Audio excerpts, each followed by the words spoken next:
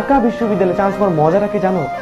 মজাটা এই জায়গায়, তুমি যখন ঢাকা বিশ্ববিদ্যালয়ে যাবা জুনিয়র হয়ে, তুমি দেখবা তোমার হলের তোমার পাশের রুমের একটা ভাইয়ের আগামীকাল বিসিএস ক্যাডার হয়ে গেছে, সে বিসিএস অ্যাডমিন ক্যাডার হয়ে গেছে, সে বিসিএস ফরেন ক্যাডার হয়ে গেছে, সে পুলিশ ক্যাডার হয়ে গেছে, কাস্টম ক্যাডার হয়ে গেছে।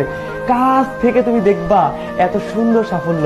তুমি যখন ঢাকা বিশ্ববিদ্যালয়ে চান্স পাবা, তুমি দেখবা তোমার রুমমেট বড় ভাইটা জাতিসংঘের কোন একটা স্পিচ দিতে চলে গেছে, কোন একটা কনফারেন্সে চলে গেছে।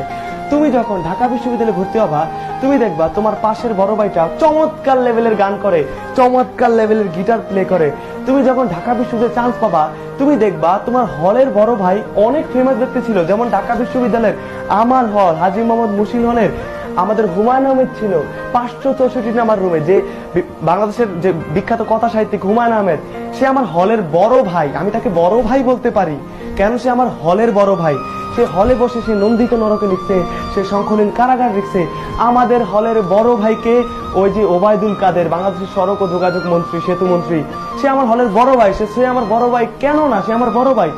আমার হলের বড় ভাই আমি জোর দিয়ে বলতে পারি কে, আর যে কিবরিয়া, আর যে অর্ক, আর যে নীরব, আমি বলতে পারি তাদের মতো হওয়ার স্বপ্ন দেখতে পারি, খুব কাছ থেকে তাদের সাফল্যগুলো দেখতে পারি, তারা কি কি করেছে জানতে পারি। তুমি ঢাকা বিশ্ববিদ্যালয়ে ভর্তি হলে দেখো সবগুলো সভা, সেমিনার, গুরুত্বপূর্ণ টক শো, সিম্পোজিয়াম, লাইভ সব ঢাকা বিশ্ববিদ্যালয়ে হচ্ছে, পাবলিক বিশ্ববিদ্যালয়গুলোতে হচ্ছে।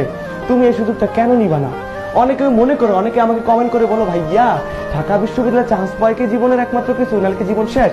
না, জীবন এখানে শেষ না, কিন্তু চমৎকার এই সুযোগটা তুমি কেন নিবা না? অন্যরা নিচ্ছে। সুতরাং ঢাকা বিশ্ববিদ্যালয়ে চান্স পেলে না এই সুখের অনুভূতিগুলো তুমি খুব কাছ থেকে রস আস্বাদন করতে পারবা।